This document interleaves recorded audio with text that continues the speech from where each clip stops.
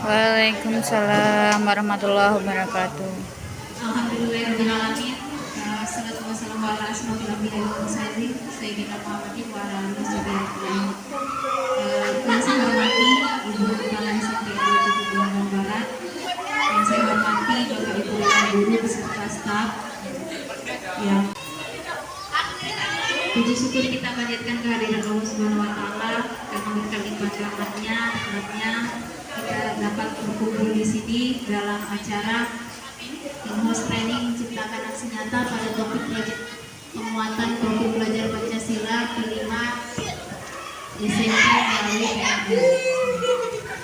Sholawat dan salam yang selalu kita panjatkan kepada suri tauladan kita Nabi Muhammad SAW, Nabi Muhammad Shallallahu Alaihi Wasallam, yang kita nantikan syafaatnya di yaumul akhir. Bapak Ibu, sebelum kita mulai acara, kita menyanyikan lagu Indonesia Raya dan juga Mas Baba kepada Bapak Ibu sekalian dimohon untuk berdiri.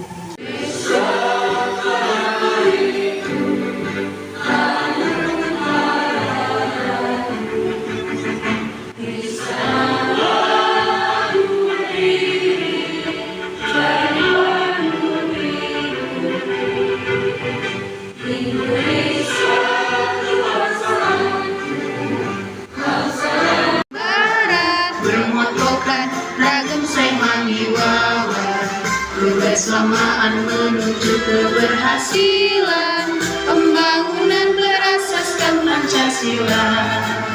Tulang bawang barat melangkah maju bersatu padu, musyawarah mufakat untuk bersama dalam mensukseskan pembangunan bangsa. Hilangkan hambatan, tunda kesenangan, ciptakan kerja nyata, siap berdaya saing mengerti.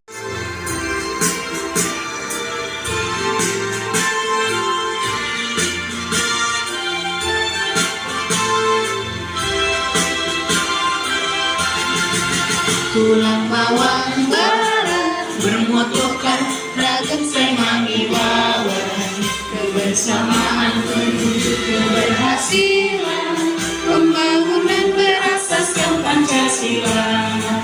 Tulang bawang barat melangkahlah maju bersatu padu, musyawarah mufakat untuk bersama dalam mensukseskan pembangunan bangsa. Hilangkan hambatan, tunda kesenangan, ciptakan kerja nyata, siap berdaya saing mengerti berbakti. Tulang bawang barat rakyatnya rukun dan damai sejahtera. Tulang bawang barat jadi kebanggaan kita.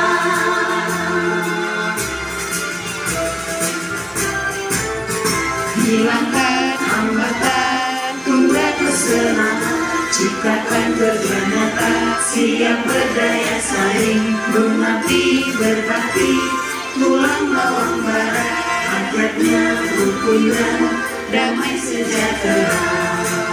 Tulang bawang bara jadi kebanggaan kita, tulang bawang bara jadi kebanggaan kita.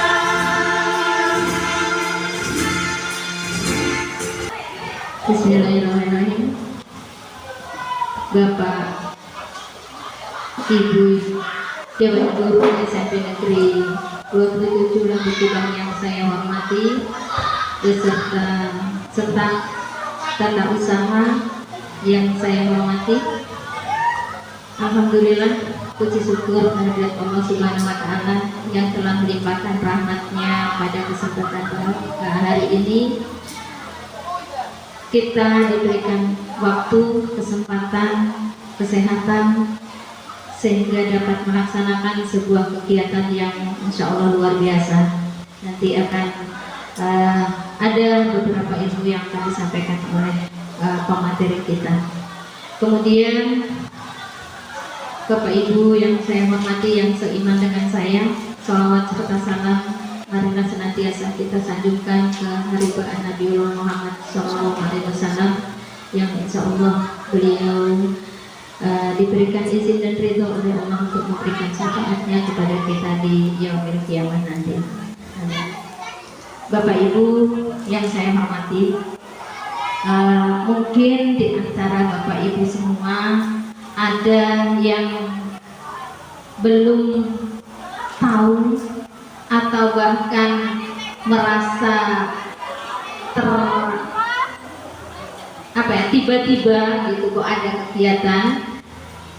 Bapak Ibu perlu ketahui. Bismillahirrahmanirrahim. Assalamualaikum warahmatullahi wabarakatuh. Yang saya hormati Ibu Kepala SMP 27 Lembu Barat, ini rekan-rekan sekalian yang sangat saya cintai. Saya mengucapkan terima kasih banyak karena Bapak Ibu sudah sudi untuk meluangkan waktunya yang amat berharga ini untuk mendengarkan presentasi dari saya. Sebenarnya di sini saya bukan untuk mengajari, kita cuma untuk sharing saja. Saya ingin menyampaikan sedikit hal yang saya dapat dari kegiatan CGP, yaitu calon guru penggerak angkatan 9, dan ini yang saya lakukan ini salah satu bentuk tugas aksi nyata yang harus saya buat di modul 1.4. Sekali lagi saya ucapkan terima kasih banyak kepada Ibu yang sudah bersedia untuk meluangkan waktunya mendengarkan presentasi ini.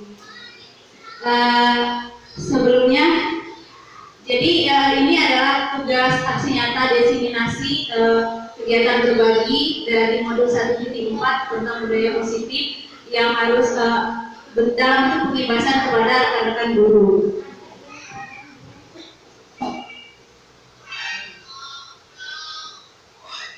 Sebelumnya biar kita lebih semangat, masih semangat deh Bapak Ibu.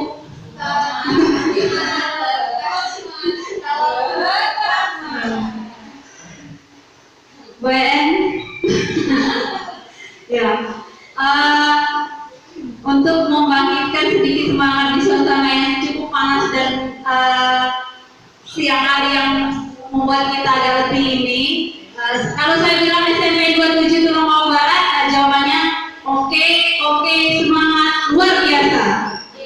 Bisa? SMP 27 Tulungagung Barat. Oke.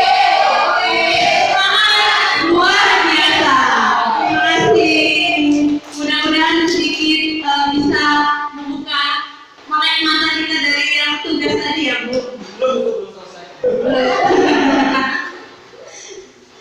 Ini mau ice cream.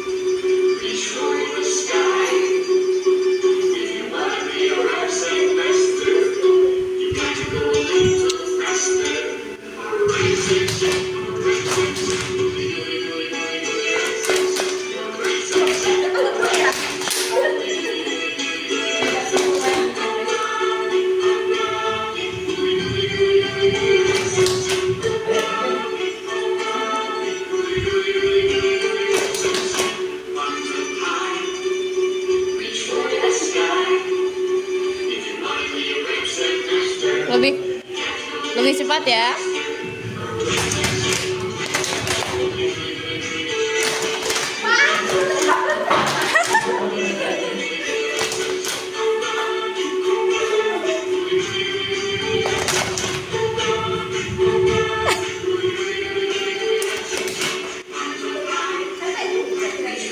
Lebih kencang lagi.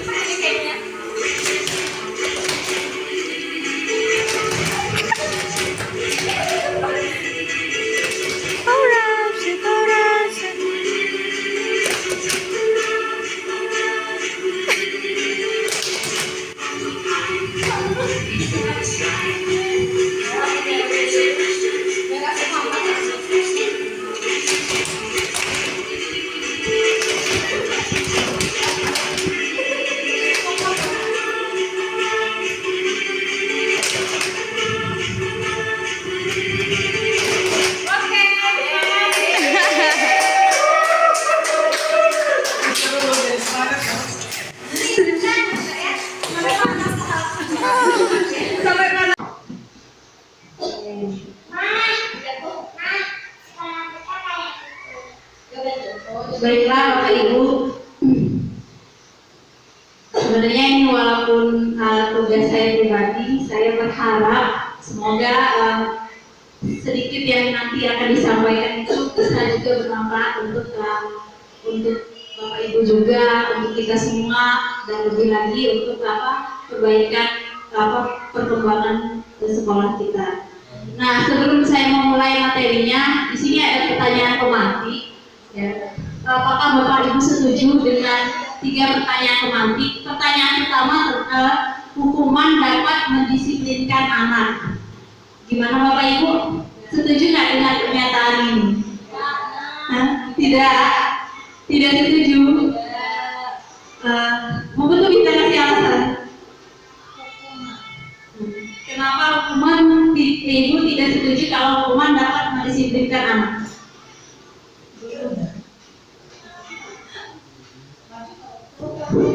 Menurut saya, hukuman itu belum tentu akan membuat anak itu jerah atau berubah. Malah bisa jadi membuat anak itu akan sakit hati atau membekas di dalam benaknya. Terima kasih Bu Putu. Kasih aplaus untuk Bu Putu. Yang lain ada yang tidak setuju, yang berbeda pendapat dengan Bu Putu?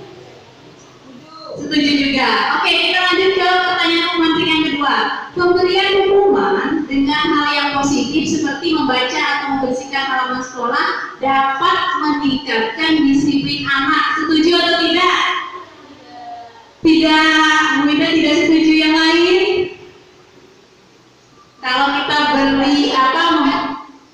meminta anak untuk membaca atau membersihkan halaman, itu bentuk hukuman pemberian hukuman dengan hal yang positif, itu akan meningkatkan disiplin anak. Apakah Bapak Ibu setuju dengan pernyataan ini? Gimana Pak Dika? Tidak setuju. Bu Indah tadi tidak setuju. Pak Dika kasih alasan? Hukuman dengan hal positif dapat membaca dan tidak misalnya gimana ya, kurang enak mungkin. Tapi saya sudah menjelaskannya. Oke, terima kasih Pak Dika. Ya, kita lanjut ke pertanyaan pemantik yang ketiga, yaitu memberi penghargaan dapat meningkatkan motivasi belajar anak. Apakah Bapak Ibu setuju dengan pernyataan ini? Kalau kita kasih penghargaan bisa membangkitkan motivasi anak-anak jadi lebih termotivasi untuk lebih belajar. Kalau dengan penghargaan, setuju? Setuju. Bu Ida? Setuju. Oke. Nanti kita lihat ya apa jawaban kita setuju tidak setuju tadi. Gimana? Apapun bentuk penghargaan yang kita berikan, apakah itu bisa membangkitkan motivasi belajar anak? Semua penghargaan, semua bentuk penghargaan yang kita berikan ke anak, apakah itu bisa membangkitkan motivasi belajar anak? Setuju juga? Enggak. Tidak setuju ya? Ada alasannya Bu? Ya,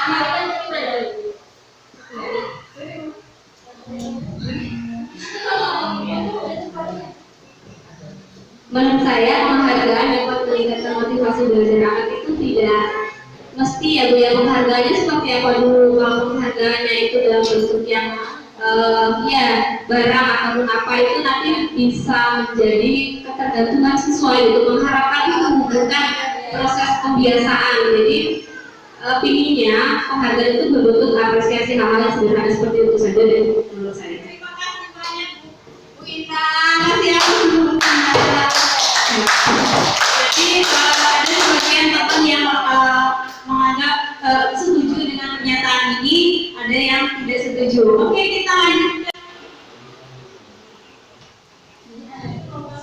Jadi pada materi ini budaya positif ada 6 topik yang akan saya sampaikan. Yang pertama tentang disiplin positif dan nilai-nilai kebajikan. Yang kedua tentang teori motivasi, hukuman dan penghargaan, keyakinan kelas, kebutuhan dasar manusia, 5 posisi kontrol, dan yang terakhir segitiga restitusi.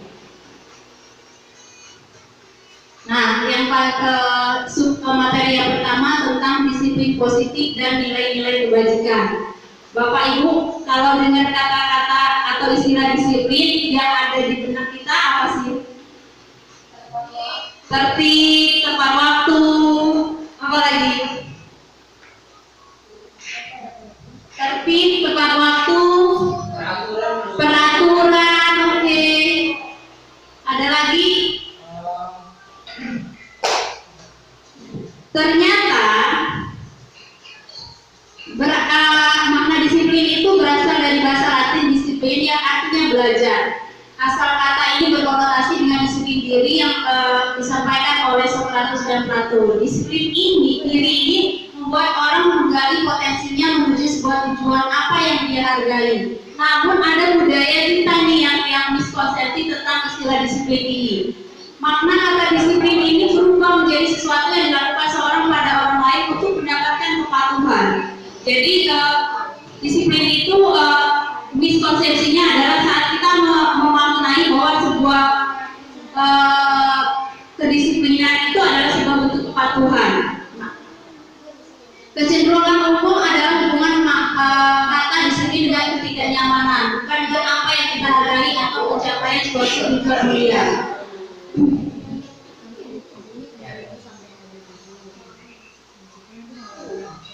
Nah, menurut Ki Hajar Dewantara, pandangannya ini sejalan dengan apa yang disampaikan oleh dosen yang dalam bukunya yang berjudul Restriction, School Disiplin tahun 2021. Dia ini menyatakan bahwa arti kata disiplin itu berasal dari bahasa Latin yang artinya disiplin yang artinya belajar. Kata disiplin itu berasal dari akar kata yang sama dengan disiplin. Untuk menjadi seorang murid atau seorang pengikut, kita harus paham betul alasan mengapa kita melakukan itu, mengapa kita mengikuti suatu aliran atau tertentu. Sehingga motivasi yang terbangun itu bukan hanya motivasi eksplisit, tetapi juga ada motivasi intrinsik, atau motivasi intrinsiknya itu lebih kuat dalam diri kita. Jadi saat seseorang melakukan sebuah perilaku disiplin, itu yang terbangun dalam dirinya itu adalah motivasi intrinsiknya, bukan karena faktor dari luar. Dia menyatakan bahwa arti asli dari kata disiplin itu juga berkonotasi dengan disiplin diri. Disiplin diri dapat membuat orang menggali potensinya menuju kepada sebuah tujuan sesuatu yang dihargai dan bermakna. Dengan kata lain, disiplin diri itu mempelajari bagaimana cara kita mengontrol diri, bagaimana kita menguasai diri untuk memilih tindakan yang mengacu pada nilai-nilai yang kita hargai. Jadi kita melakukan sesuatunya itu berdasarkan apa yang kita percaya, apa yang kita menurut kita, nilai apa yang harusnya kita hargai dalam diri kita, bukan karena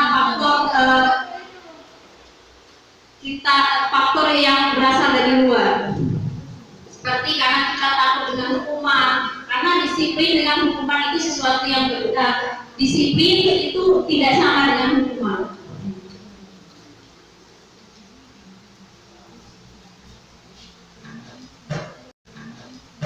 Selanjutnya ada nilai-nilai kebajikan. Apa itu nilai-nilai kebajikan? Nilai-nilai kebajikan itu adalah sifat positif manusia yang merupakan tujuan mulia yang ingin dicapai. Nilai positif yang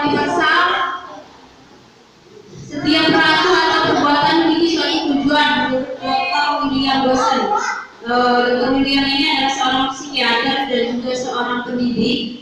Dia menyatakan bahwa nilai-nilai kebajikan yang diyakini seseorang, maka motivasi hidupnya akan terbangun. Saat dia menanamkan tertanam dalam dirinya nilai-nilai kebajikan, maka yang ada di dalam dirinya itu adalah motivasi intrinsiknya.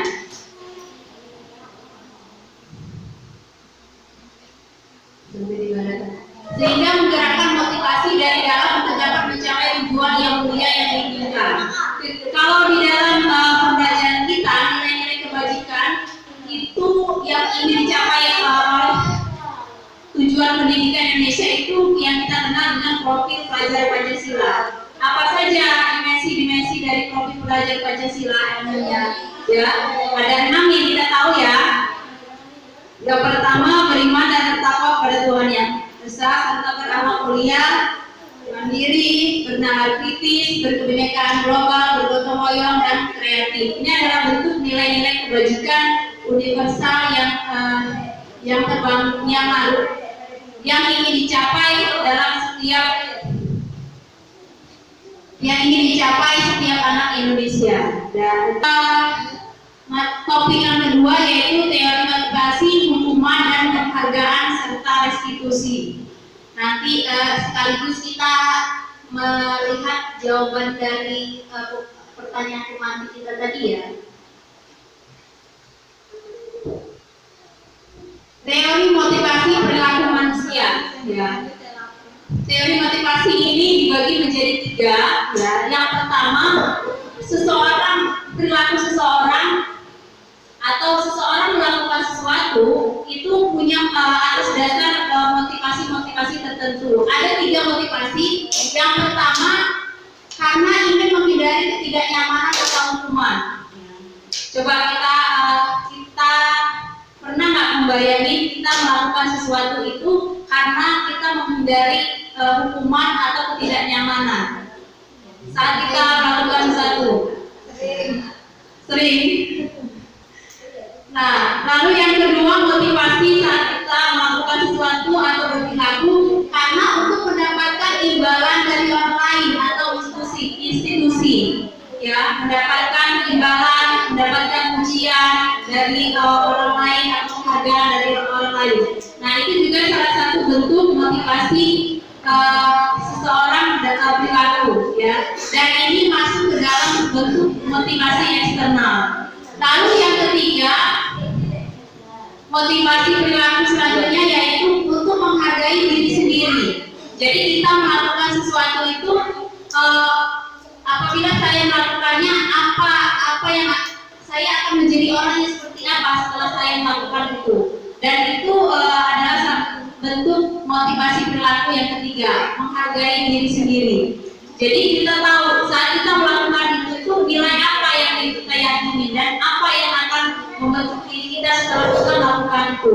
Nah, motivasi yang ketiga, motivasi perilaku yang ketiga ini salah satu bentuk motivasi internal dan itu menjadi dasar dari tujuan disiplin positif yang ada. Jadi saat kita menghindari ketidaknyamanan atau hukuman itu adalah motivasi eksternalnya. Saat kita ingin mendapatkan imbalan atau penghargaan dari institusi atau orang lain itu bentuk motivasi eksternal. Dan yang paling bagus itu idealnya adalah saat kita berperilaku itu kita motivasi yang ketiga ini yaitu motivasi yang berasal dari dalam atau motivasi internal untuk menghargai diri sendiri. Jadi kita melakukannya dengan sadar, kita yakin apa yang akan kita lakukan itu membuat kita jadi seperti apa. Ada nilai-nilai keyakinan yang tertanam dalam diri kita saat kita. Menurut Ki Hajar Dewantara, merdeka itu artinya tidak hanya terlepas dari perintah, tetapi juga cakap berbuat memerintah diri sendiri. Jadi merdeka itu gak hanya kita gak dibebasi dari semua tuntutan tugas, tapi juga kita bisa cakap dalam membuat pemerintah diri sendiri. Jadi kita nggak hanya nggak melakukan sesuatu karena kita nggak diatur oleh orang lain atau institusi, tapi juga kita bebas berbuat apa yang menjadi keyakinan dalam diri kita.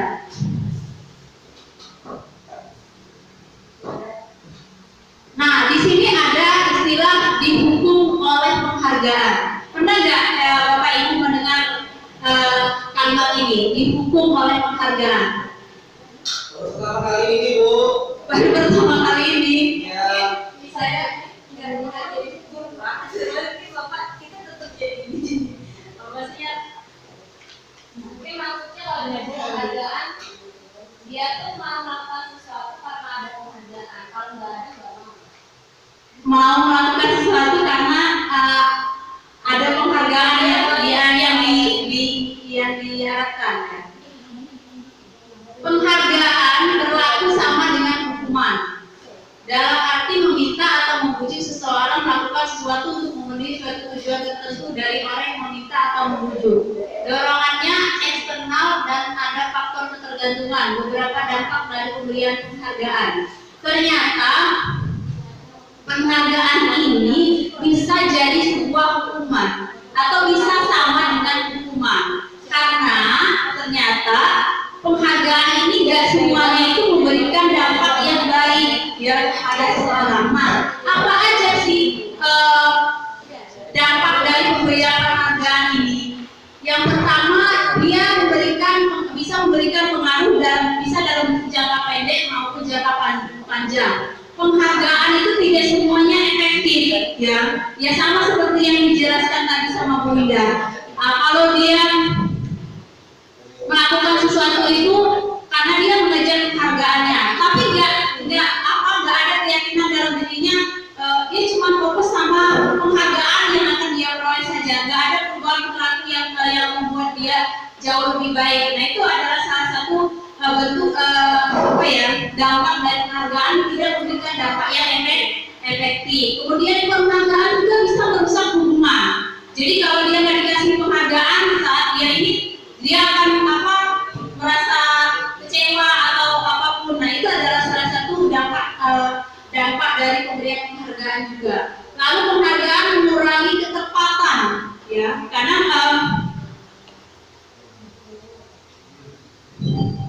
penghargaan mengurangi ketepatan. Lalu yang selanjutnya penghargaan bisa menurunkan kualitas.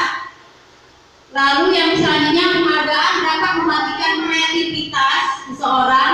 Penghargaan itu sama dengan hukum, seperti menghukum. Lalu yang terakhir motivasi dari dalam diri atau motivasi intrinsiknya itu berkurang. Nah, itu adalah beberapa dampak dari pemberian penghargaan. Jadi jawaban dari pertanyaan teman tadi apakah penghargaan itu bisa mendisiplinkan anak, itu tergantung apakah itu efektif untuk memberikan kesadaran pada anak bahwa perilaku yang bentuk motivasi yang dilakukan itu tentang apa yang ingin dia kejar. Karena tadi kan salah satu motivasi jadi kalau dia mengharapkan penghargaan berarti itu motivasi dari eksternalnya, bukan motivasi yang berasal dari dalam dirinya. Ya. Idealnya motivasi itu lahir dari dalam diri, karena itu yang akan membentuk perilakunya.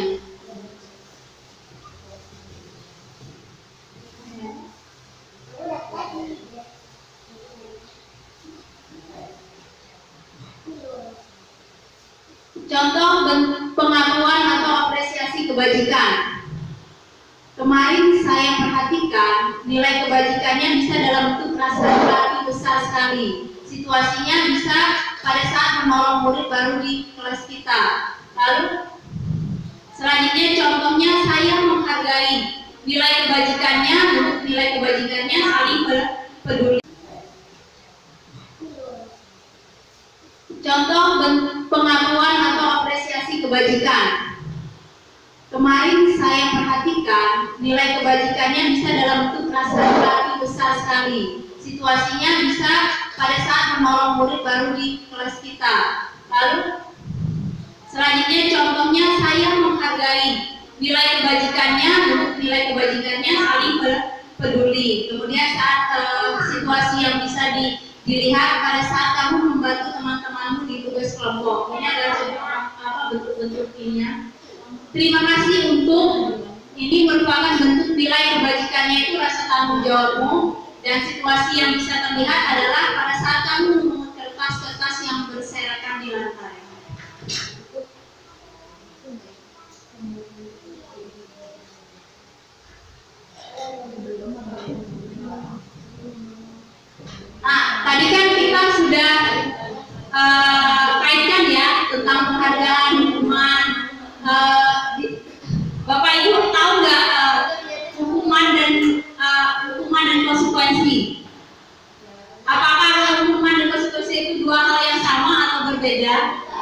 berbeda.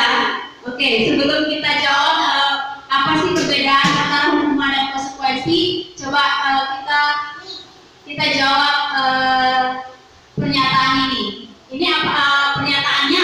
Apakah ini hukuman atau konsekuensi ya?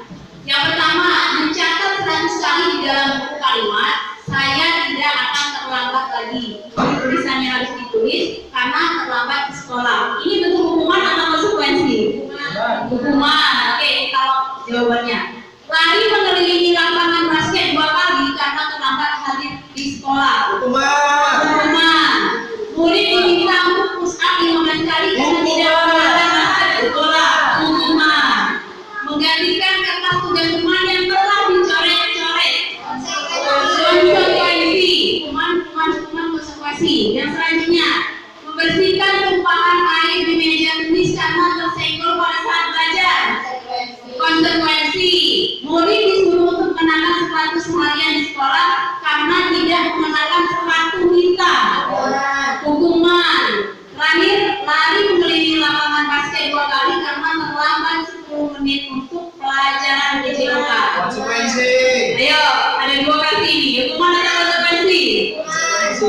Hukuman. Berikan konsekuensi. Kita lihat jawaban yang sebenarnya apakah terakhir yang dari tadi ini ya, yang terakhir. Ya, ada DJOK, jadi dia dia terlambat.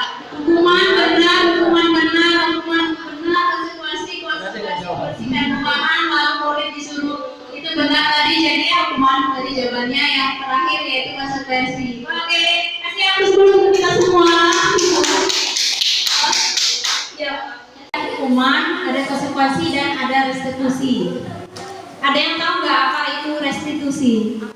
Proses penciptaan kondisi bagi murid untuk memperbaiki kesalahan mereka.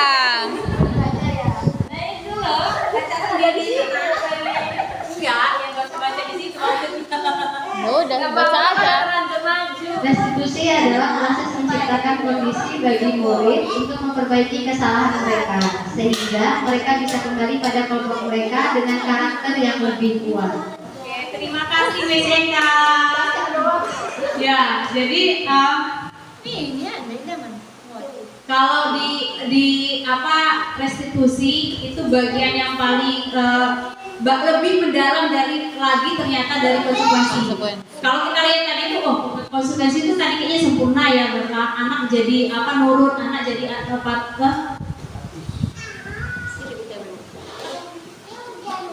Oke,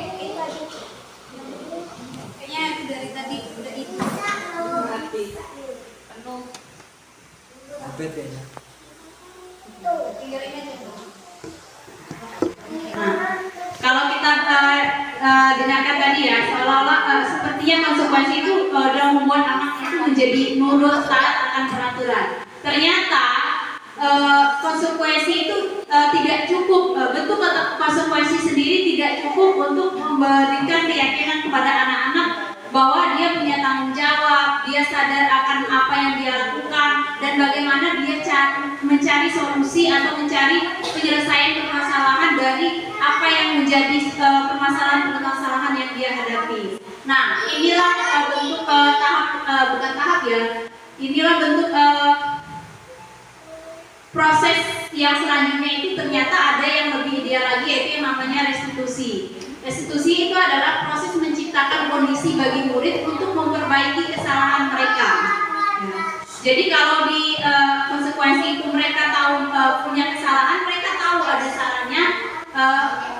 Tapi kalau dalam restitusi mereka tahu kesalahannya, mereka mencoba untuk menggali bagaimana cara mereka memperbaiki kesalahan tersebut, sehingga mereka bisa kembali pada kelompoknya dengan karakter yang lebih kuat. Ya, setelah mereka memperbaikinya, jadi mereka sudah berubah dan menjadi karakter yang lebih kuat. Restitusi ini merupakan proses kolaboratif yang mengajarkan murid untuk mencari solusi atau untuk masalah mereka dan membantu murid berpikir tentang orang seperti apa yang mereka ingin menjadi tujuan mereka. Bagaimana mereka harus memperlakukan orang lain. Kemarin saya sudah mencoba menerapkan restitusi segitiga restitusi kemarin bersama anak-anak pada beberapa kasus, ada 2 kasus, tapi videonya belum ada di sini, belum diedit. Nah, ciri-ciri restitusi yang pertama bukan untuk menebus kesalahan, namun untuk belajar dari kesalahan. Yang selanjutnya memperbaiki hubungan, tawaran bukan paksaan. Ya, jadi sesuatu yang kita tawarkan ke anak-anak. Kamu tahu harus berbuat apa, kamu tahu harus memperbaikinya dengan cara apa.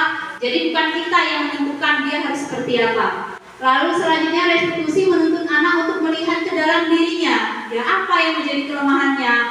Kalau dia misalkan terlambat datang ke sekolah, apa yang membuat dia menjadi terlambat? Lalu bagaimana cara dia supaya besok-besok tidak terlambat? Jadi dia sendiri yang harus menggali apa yang menjadi masalah dalam dirinya dan solusi apa yang harus dia lakukan untuk mengatasi permasalahannya.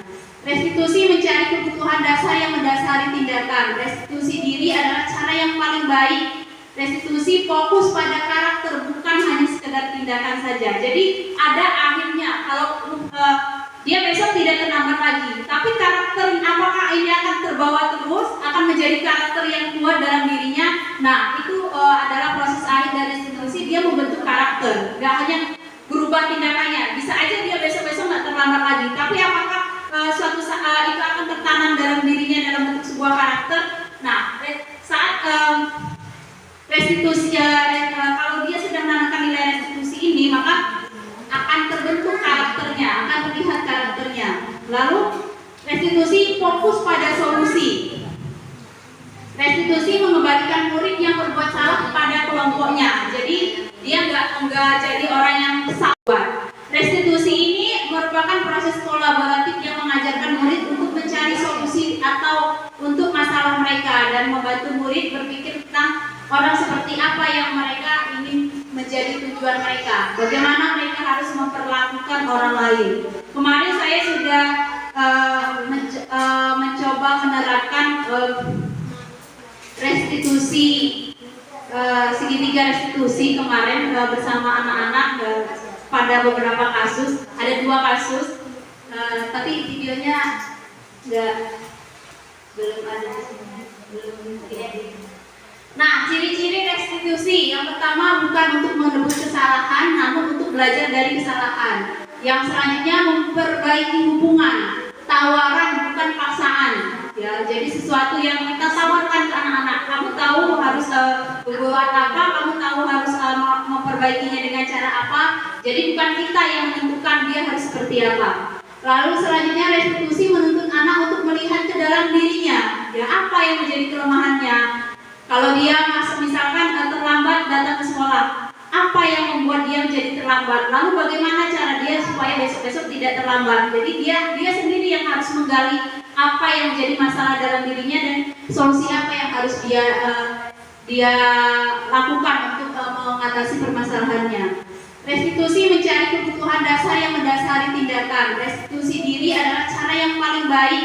Restitusi fokus pada karakter, bukan hanya sekedar tindakan saja. Jadi ada akhirnya, kalau dia besok tidak terlambat lagi, tapi karakter apakah ini akan terbawa terus, akan menjadi karakter yang kuat dalam dirinya. Nah, itu adalah proses akhir dari restitusi. Dia membentuk karakter, gak hanya berubah tindakannya. Bisa aja dia besok-besok nggak terlambat lagi, tapi apakah suatu saat itu akan tertanam dalam dirinya dalam bentuk sebuah karakter? Nah, saat restitusi, kalau dia sedang menanamkan nilai restitusi ini, maka akan terbentuk karakternya, akan terlihat karakternya. Lalu restitusi fokus pada solusi. Restitusi mengembalikan murid yang berbuat salah kepada kelompoknya. Jadi dia nggak jadi orang yang salah terus sehingga jadi minder, sehingga dia nggak bisa lagi bergabung atau kembali dalam kelompok-kelompok yang membuat dia menjadi nyaman. Nah, ini adalah bagian yang kedua. Sekarang selanjutnya keyakinan kelas. Apa itu keyakinan kelas? Apakah keyakinan kelas sama dengan peraturan?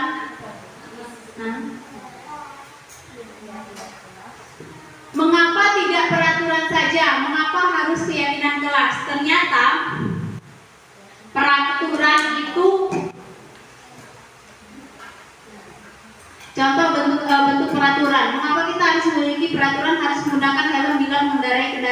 kedua, mengapa kita memiliki peraturan 3M menggunakan masker, mencuci tangan, dan menjaga jarak 1,5 meter?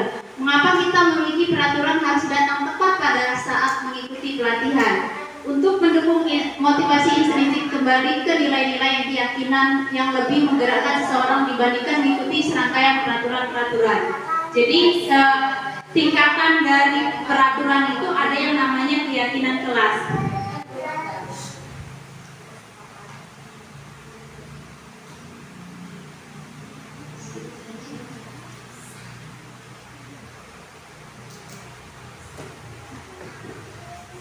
Contoh, ada peraturan selalu kembalikan buku ke tempatnya.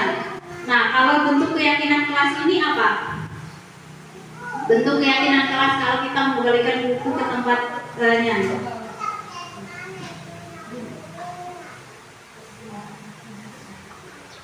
Apa?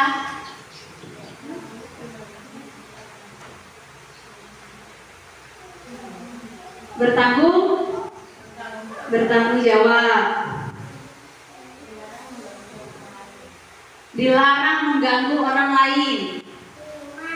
Saling menghargai. Hadir di sekolah 15 menit sebelum pembelajaran dimulai. Disiplin. Lalu dilarang melakukan kekerasan.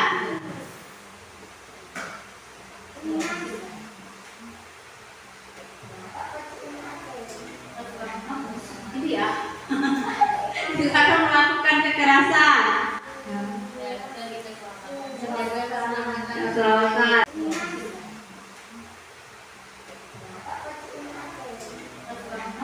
Ini ya. Dilarang melakukan kekerasan. Keselamatan. Dilarang menggunakan narkoba. Kesehatan, keselamatan ya.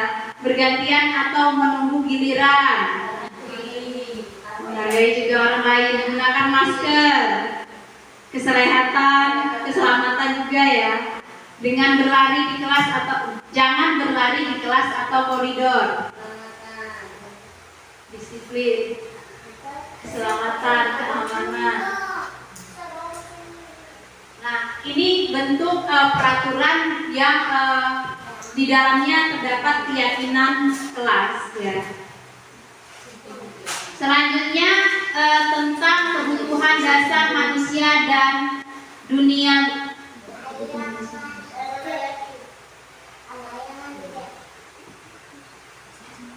Ada yang bisa menyebutkan kebutuhan dasar?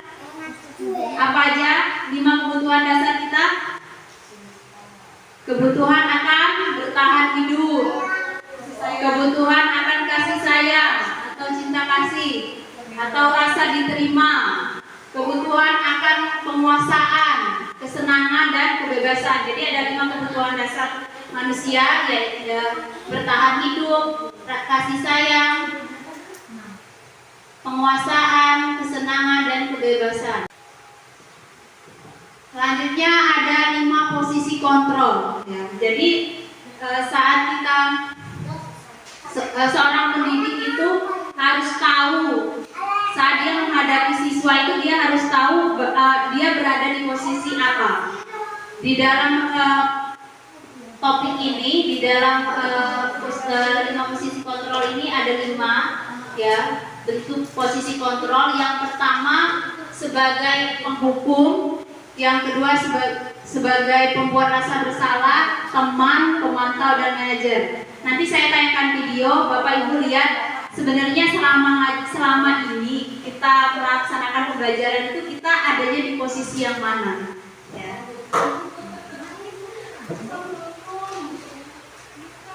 Penghukum.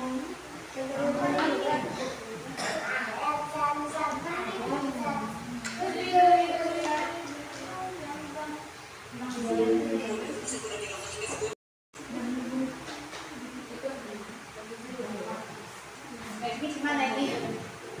Ini ya.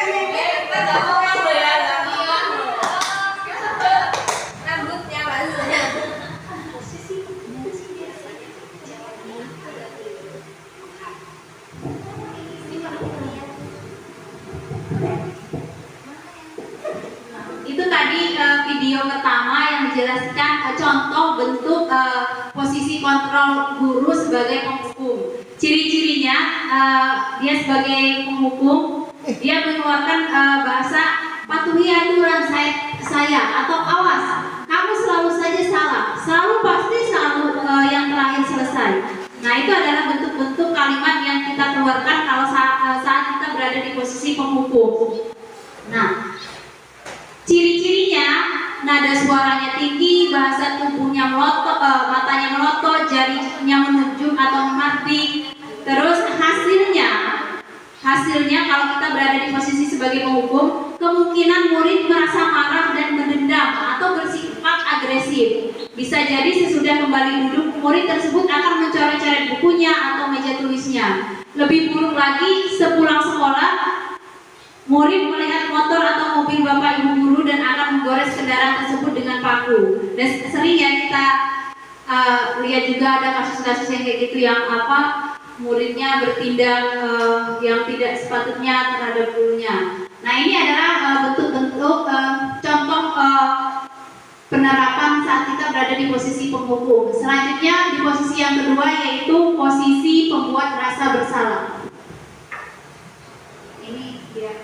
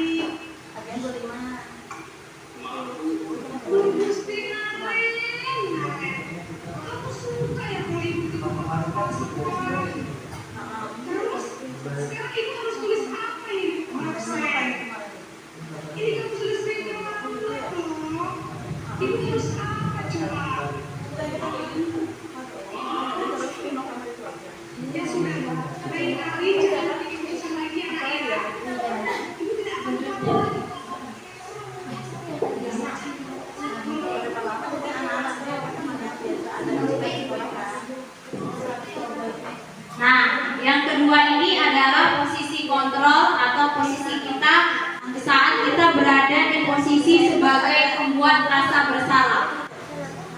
Bahasanya lebih halus ya dari yang pertama. Bahasanya lebih halus, nada suaranya lebih pelan, lebih turun.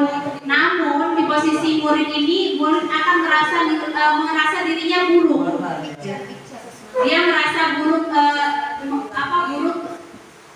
Dia berpikir dia yang rendah diri, yang selalu membuat masalah dan lain sebagainya. Murid merasa tidak berharga, dia telah mengecewakan orang. Murid merasa tidak berharga, dia telah mengecewakan orang-orang yang dia sayangi. Itu adalah bentuk posisi murid saat kita berperan sebagai posisi pemberi rasa bersalah. Hasilnya, murid akan merasa bersalah telah mengecewakan ibu atau bapak gurunya. Murid akan merasa menjadi orang yang gagal dan tidak sanggup membahagiakan orang lain. Kadang-kadang sikap seperti ini lebih berbahaya dari sikap penghukum, karena emosi akan tertanam rapat di dalam diri murid. Tidak seperti murid dalam dengan guru menghukum, di mana murid bisa melupakan amarahnya walaupun dengan cara yang negatif. Murid di sini akan merasa tertekan, seperti inilah yang tiba-tiba bisa meletus amarahnya dan bisa menyakiti dirinya, dan juga suatu saat mungkin bisa menyakiti orang lain. Nah, ini kalau kita berada di posisi pembuat rasa bersalah. Memang bahasanya lebih halus, sedikit rendah, nadanya sedikit rendah, tetapi ternyata ini juga belum ideal bagi kita, kalau kita terapkan, karena murid akan merasa dirinya gagal, merasa dirinya salah, kalau cuma merasa saja ini, tapi kalau dia bisa bertindak lebih, menyakiti dirinya sendiri. Nah, ini adalah posisi yang ketiga, yaitu teman.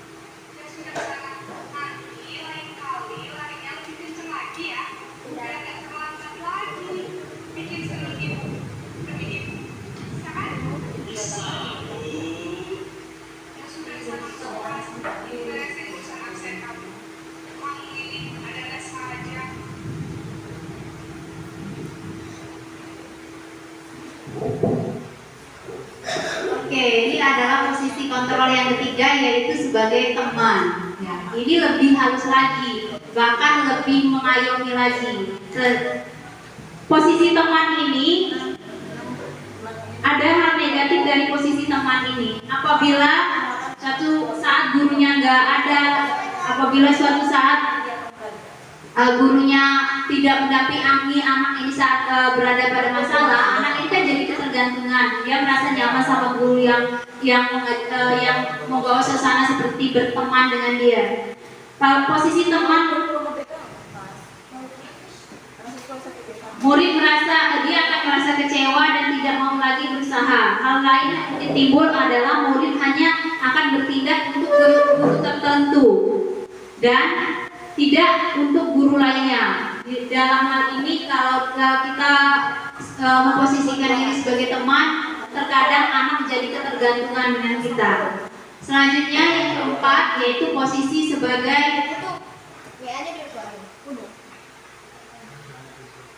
pemantau.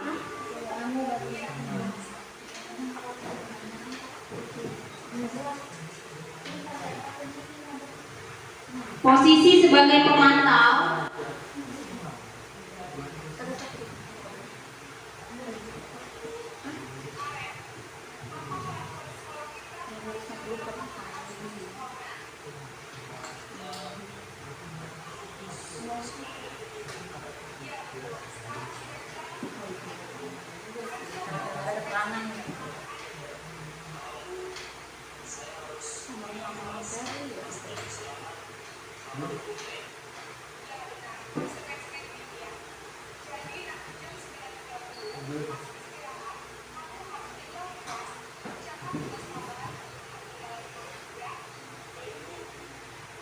Nah, ini adalah posisi yang keempat, yaitu sebagai pemantau.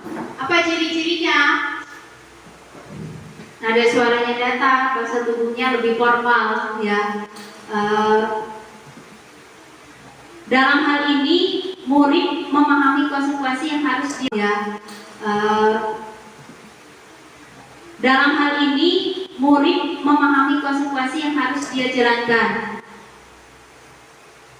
Karena dia telah melanggar salah satu peraturan sekolah. Guru tidak menunjukkan suatu emosi yang berlebihan, menjadi marah atau membuat merasa bersalah. Murid tetap dibuat tidak nyaman, yaitu dengan harus tinggal kelas pada waktu jam pelajaran, jam istirahat, dan mengerjakan tugas. Guru tetap harus memantau murid pada saat mengerjakan tugas di jam istirahat, karena murid tidak bisa ditinggal seorang diri. Ini kalau kita berada di posisi pemantau. Apakah sudah ideal juga?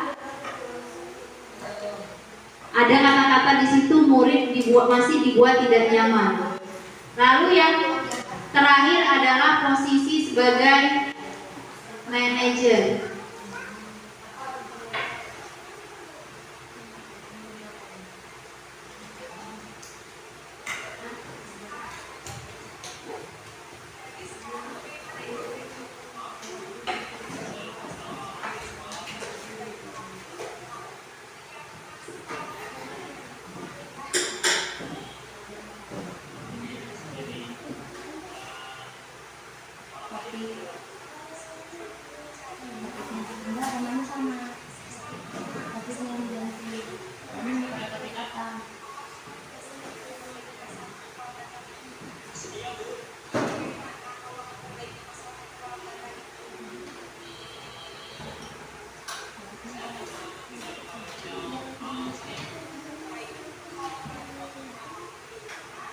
komisi pemilihan OSIS KPU.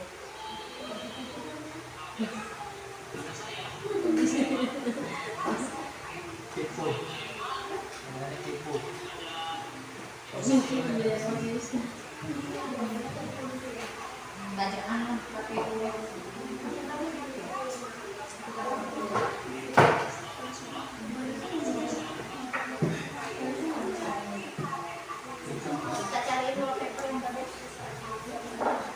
Oke, posisi kontrol yang terakhir yaitu penting guru sebagai manajer.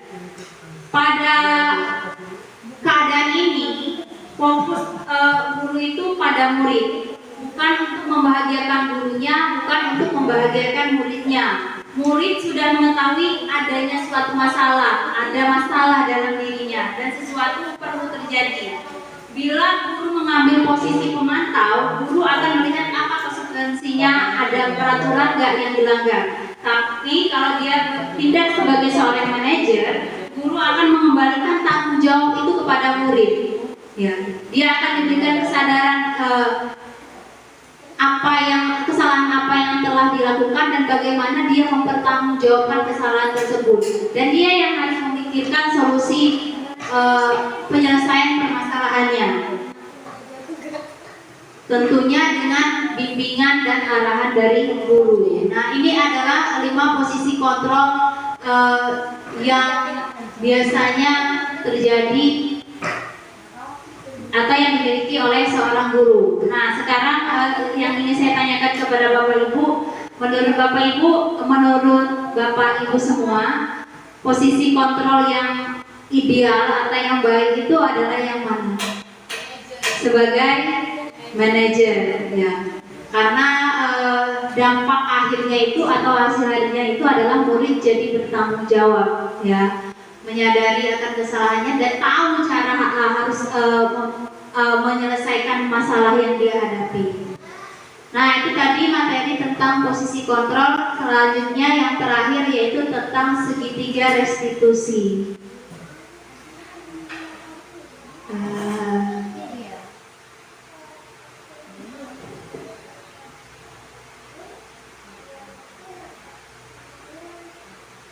Nah, ini adalah diagram segitiga restitusi.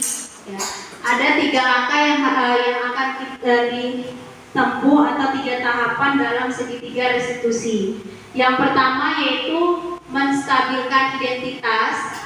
Ya. Pada tahapan ini, saat kita dihadapkan pada masalah atau masalah siswa, kita coba dulu untuk menstabilkan identitas, ya.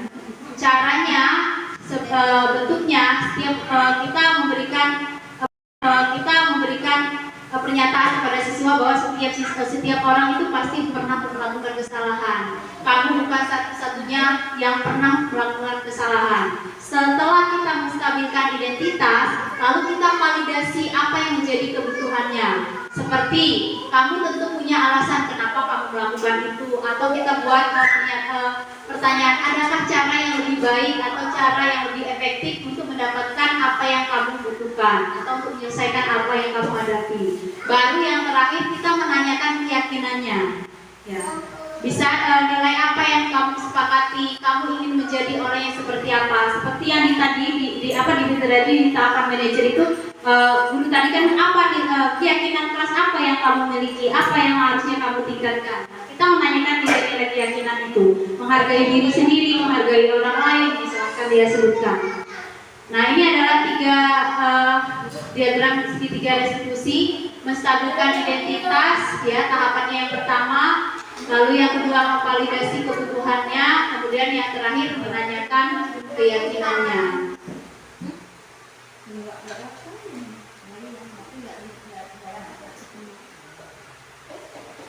Baiklah, Bapak.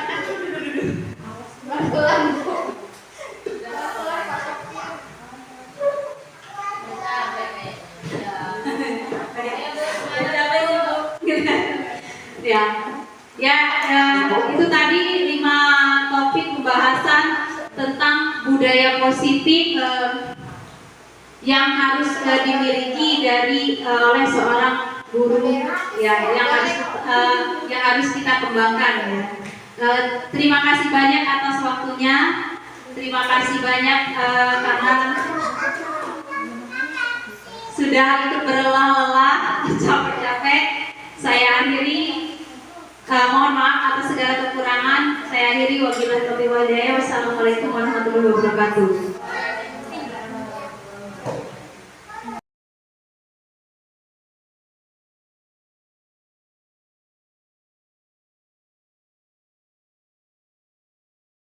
Tahu kenapa ibu panggil ke sini? Iya Bu, kami tahu.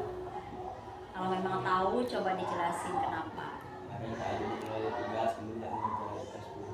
Iya Bu, kemarin waktu Ibu mengerjakan mengasih tugas, kami tidak mengerjakannya, kami kasih mengatur dan lain Bu. Dan pada waktu yang habis, kami tidak sempat mengerjakan. Kan seharusnya sebagai seorang siswa, kalian kan punya tanggung jawab, punya tugas. Harusnya setiap tugas yang diberikan itu dikerjakan. Ya, nggak boleh kalian habiskan waktu untuk hal-hal yang tidak berkaitan sama tugasnya. Karena kalian sendiri yang akan rugi. Ya Bu, kami maaf. Nah, kalau sudah seperti ini, bagaimana cara kalian memperbaikinya?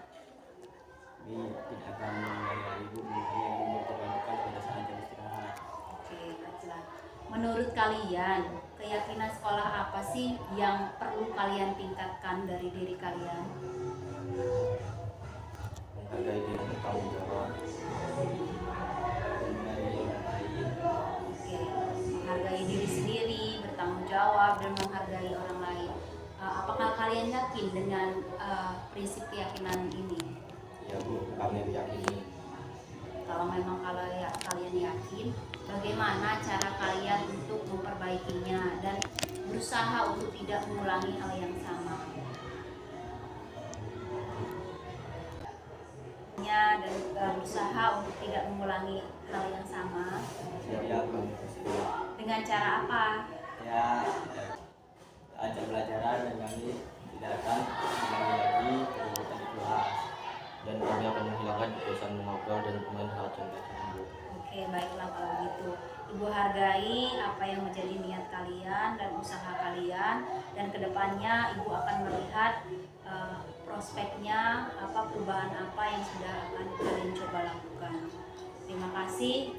Setelah ini kalian boleh kembali lagi ke kelasnya, kerjakan apa yang menjadi tugas yang kalian janjikan tadi. Setelah selesai dari itu, kalian kumpulkan ke ibu secara langsung. Terima kasih. Baiklah Bu, kami pamit. Terima kasih.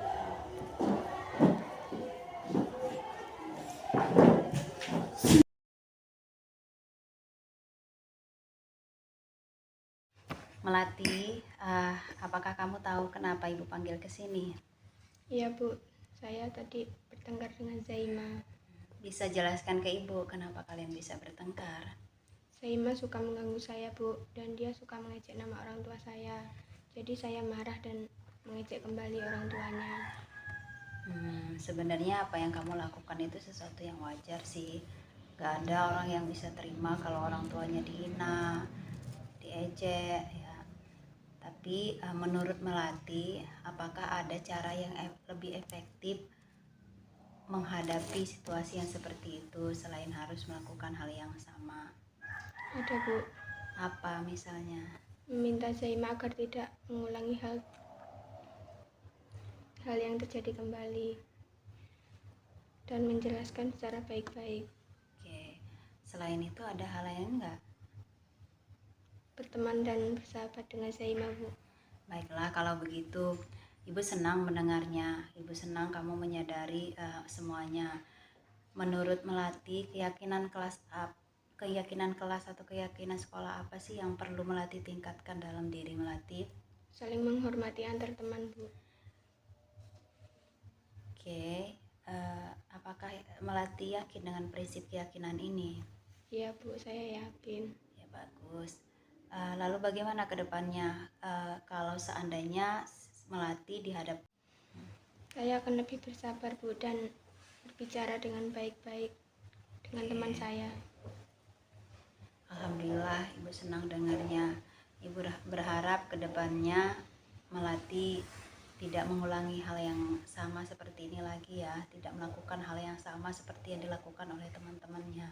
Karena jika Melati melakukan hal yang sama, maka Melati sama aja seperti teman. Baiklah, kalau begitu Ibu senang mendengar kalau Melati menyadari hal tersebut. Menurut Melati, keyakinan sekolah apa sih yang perlu Melati tingkatkan lagi? Saling menghormati antar teman, Bu. Oke, baik.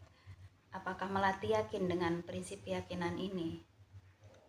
Iya, Bu, saya yakin. Bagus. Lalu bagaimana cara Melati menghadapi situasi ini kalau suatu saat hal ini terulang kembali? Saya akan lebih bersabar, Bu, dan berbicara dengan baik-baik. Ya, alhamdulillah. Ibu senang mendengarnya ya. Ibu berharap kedepannya Melati tidak melakukan hal yang sama seperti ini lagi. Jika menghadapi hal yang seperti ini, Melati bisa lebih dewasa lagi menyikapinya. Ibu yakin, Ibu percaya kalau Melati mampu untuk melakukannya. Iya, Bu, terima kasih. Baiklah, kalau begitu Melati bisa kembali ke kelasnya ya. Ya, Bu, saya izin ke kelas. Ya. Assalamualaikum.